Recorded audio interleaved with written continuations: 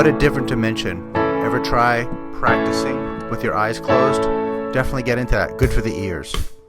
I'm going to keep things mainstream. We're going to get into the A major arpeggio, the root first and second inversion. This is the first exercise. Broken and then blocked. And then we go back down, but to save time, here's the next pattern. Block chords alternating between left and right, and then back down. Add a little spice to our playing. I'm going to add in a bass line, and then I'm going to try the arpeggios in root first and second inversion. Every measure. Check it out. Here's an example. That's the pulse. And if this is too hard, I'll give you some steps.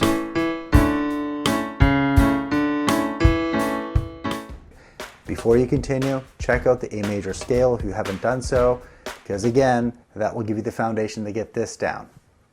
I'm also going to give practice tips and exercises that you can apply in different chords, basically many things that you're doing, so we're going to talk about that. In this video, I'm going to break things down, talk about some problem areas, but I'm going to move a little faster only because many of my concepts with fingerings and patterns I've spoken about in the C, the G, the D. So if you haven't checked out those videos, you should, because I'm going to be leaving out some of those concepts only because I've already gone over that and I don't want this video to be super long because we're all busy. So let's go ahead and start, which is root, first, second. We're going to play it broken and then blocked, and I'm going to go slow for now, and then you can apply how you want in your practicing if you want to play it slower or faster. Definitely try different tempos. Broken, down here. And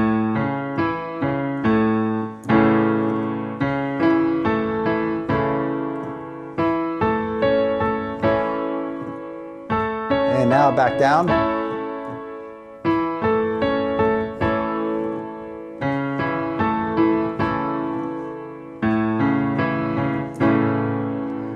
All right, quick tips. One being, get that hand, move the hand into the keyboard.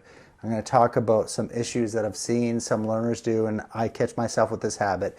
Slight movements on the piano, if you're just not far enough in, it can create accuracy issues. Real quick, are you getting value out of this lesson? If so, please hit the like button. It helps the channels out. Back to the lesson. The next exercise will be blocked, left and then right. So it looks like this.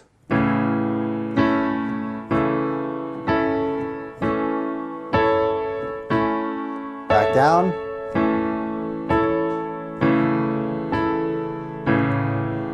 All right, here's the problem area.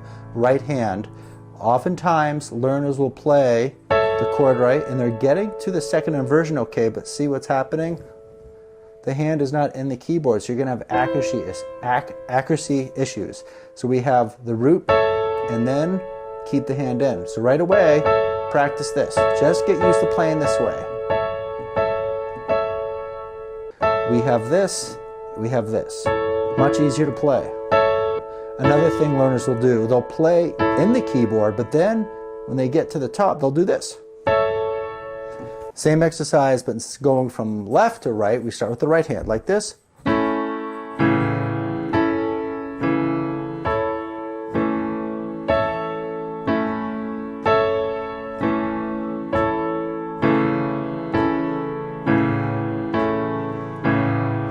And now the last part of the exercise, I decided to create a bit of independence. So I came up with a bass line, and you can simplify it for now. I will teach the bass line, and to let you know, the right hand is only playing quarter notes, but it's that coordination skill that we all want to get down. So I'm playing the right hand quarter notes for a measure, and then here. I might have misbehaved in the preview, but I'll behave myself now. So we have this. Bass first. 1, 2, 3, 4. 1, 2. Okay? So that last part of the bass line is upbeats, which is really popular in all types of music. That's why I created some accompaniment videos right away in this channel. So now I'm just going to play the root. 1, 2, 3, 4. Bass line. 1, 2, 3, 4. 1, 2, 3, 4. Get used to that. Once you get used to that, that's awesome, but now the challenge is this. If you notice, we go really slow. 1, 2, 3, 4, 1, 2. That's the switch. After that C sharp, I'm going up here. I'll demonstrate again. 1, 2, 3, 4, 1, 2, 3, 4, and 3, 4, 1.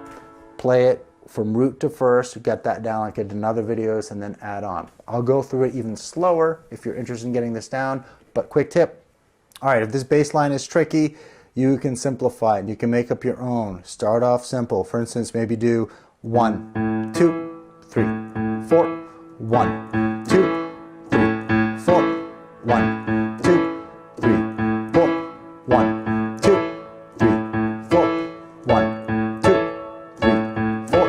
And you can come back to the harder bass line. Believe it or not, if you stay consistent, you're practicing, your brain will have a chance to digest those motor skills. Come back, keep going through it, keep going slow, and you'll see the improvement. I will now go through the bass line that I created slowly, slowly with the hands and the inversion. Like this.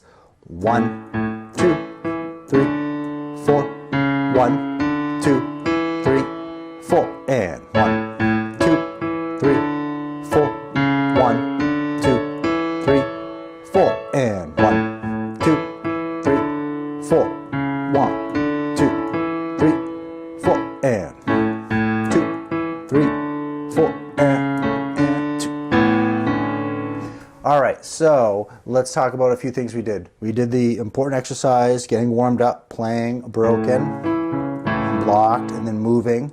Go through it slow, listen to your sound, don't do this. Splatting, teachers exaggerate, that's important. The next one we did left hand, then right hand, and then inversions. Up and down 1 octave, and then we did the right hand, same idea. And then I talked about problem areas, gotta make sure you keep the hand in the keyboard. And then we talked about the bass line, how to simplify it. If you're just jamming out and thinking of patterns, and if you have a keyboard that you can record, that's really good. You're motivating, you're on the instrument, come up with some patterns and play a scale to it. I'm gonna do more of that down the road. Speaking of which, down the road, I'm going to be covering common tones and chord progressions. We're gonna go up a notch. So you wanna make sure you like and subscribe. It really helps the channels out. That way you don't miss out on new material.